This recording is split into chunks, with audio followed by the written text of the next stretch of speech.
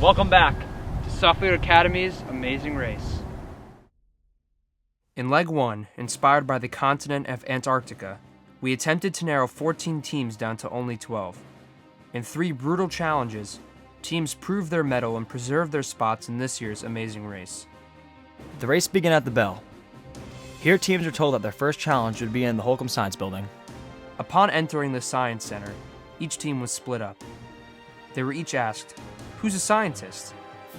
The answering teammate was sent to Mrs. Reed's room and the other to Mr. Crosman's room. In Mrs. Reed's room, the scientists of each team looked through a microscope at an organism. Then they ran upstairs and attempted to describe that organism to their partners, who had to choose it from a list of images. There was a line across the floor outside Mr. Crosman's room that neither teammate could cross until the challenge was complete, preventing the scientists from seeing the list of images and forcing them to put to words what they had seen under the microscope.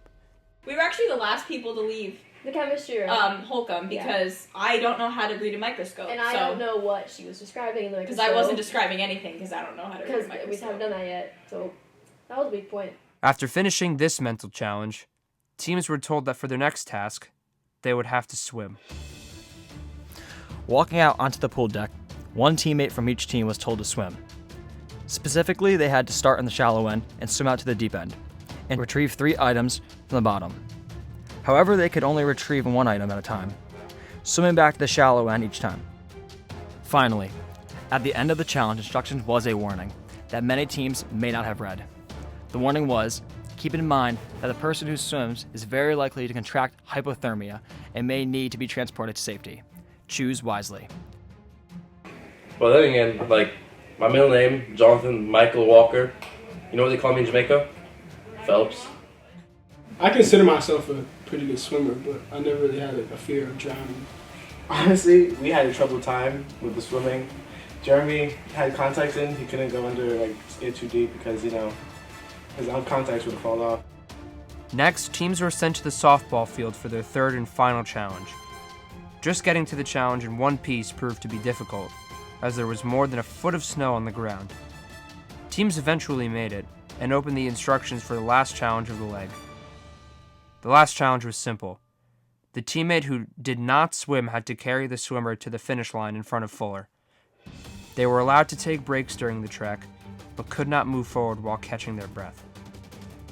My favorite part was that moment when I decided to swim, and then when we got out to the softball field and they said, the person who swam gets carried to the finish line. That was my favorite part because then I realized I didn't have to carry him. Yeah, that was nice. We kind of played that right. So. Yeah.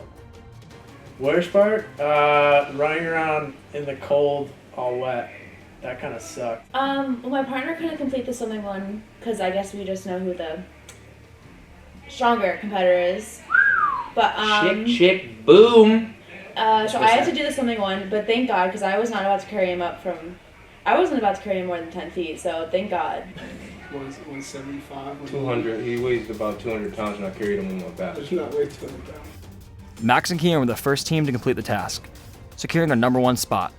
In second came Daniel and Jonathan, followed by Julia and Brandon. The last 2 teams to reach the finish line was Alex and Jeremy, followed by India and Peyton. However, after reviewing the footage and speaking with the Amazing Race helpers, it was determined that some of the teams did not follow the rules of the final challenge. Rory and Matt switched roles on their way to Fuller, meaning each spent time carrying the other. Aiden Tyler made the same mistake. Lastly, Jalen swam during the second challenge and should have then been carried by his teammate, Sam O'Mara, but he carried her instead. Finally, India had a severe asthma attack during the leg and was not fully able to complete it. She and her teammate Payne was also eliminated. Alex and Jeremy, who finished second to last, were able to move on to the next leg due to the unexpected disqualifications. Will they take advantage of their luck in the next leg? No, they're in English. Just read the directions. Are we in this because of the disqualifications? Maybe. But everything happens for a reason. And I'm just going to say, I think we could go all the way. We got to the carrying the snow or freezing. Read the instructions, had to go all the way up, and we got to the top of Fuller. That little sidewalk. So I started cramping up, and us not reading the directions carefully thought we could switch. So we switched, we finished, and Jason told us that we could not. switch. Big topic. A lot of teams got DQ'd. Tell me how you feel about it, both of you. I mean, we had an entire meeting about reading rules. So it just seems stupid that some people didn't read the rules. Yeah. I don't know. If it says to do something, I feel like it's pretty easy to just do it. I just have one line. In the words of Big Sean, last night, we took an L. But tonight, we bounced back. 10 teams remain. Who will fail and who will prevail? Find out next time on Suffield's Amazing Race.